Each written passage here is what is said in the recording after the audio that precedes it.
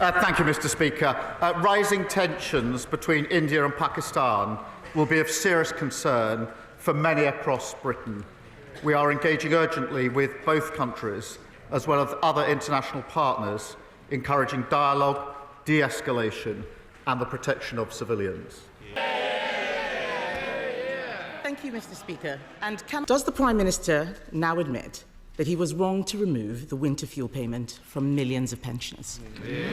Minister. Mr. Speaker, the number one job of this government was to put our finances back in order after the last government lost control. That is, and to deal with the £22 billion black hole that they left. Because of our action, we've stabilised the economy, we've invested record amounts in the NHS, with a payment out for the 3 million lowest paid, and of course we're committed to the triple lock, which improved pensions by £470 last year. And Mr. Speaker, because of the work that we've done, we're a country that countries like India want to do deals with because of the messages and the work that we've done.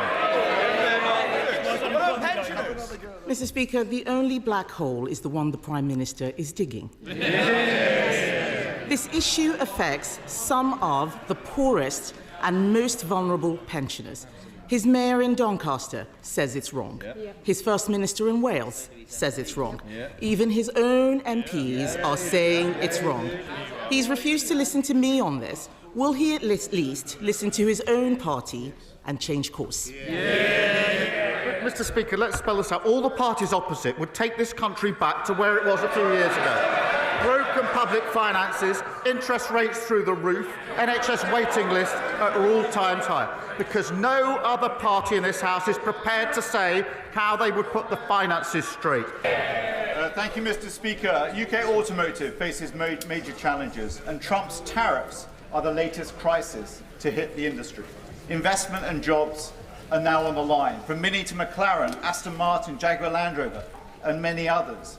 Will the Prime Minister continue to make their case in his talks with the US regime and remain a champion for this vital sector, unlike the honourable member for Clacton, who believes that Jaguar deserves to go bust? Mr. Speaker, he makes a very good point. We are backing British car companies like JLR, and our India trade deal will see tariffs slashed for car sales, and that is good for British jobs. And the criticism on the double taxation is incoherent nonsense. It's a benefit to working people. It's in the agreements that we've already got with 50 other countries. People also want a government that will stand up for our country against Donald Trump. Mr. Speaker, first he came for our steelworkers and our car makers with his outrageous tariffs. Now Donald Trump is coming for our world-leading British film industry.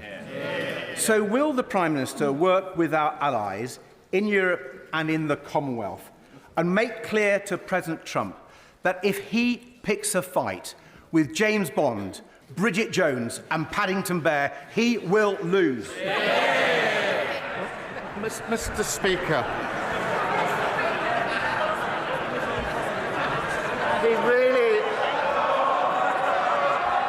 he really should listen to the sectors that he thinks he's championing. They do not want us to abandon the work we're doing to try and get an agreement with America. They want that agreement to reduce tariffs. That's the sensible, pragmatic way to protect our national interest. It is not sensible or pragmatic to choose between the US and the EU, to abandon the work we're doing on trade with the US and leave the tariffs exactly where they are. That's the most damaging thing that could possibly be done. Jack Abbott. I refer to the House as my register of interest.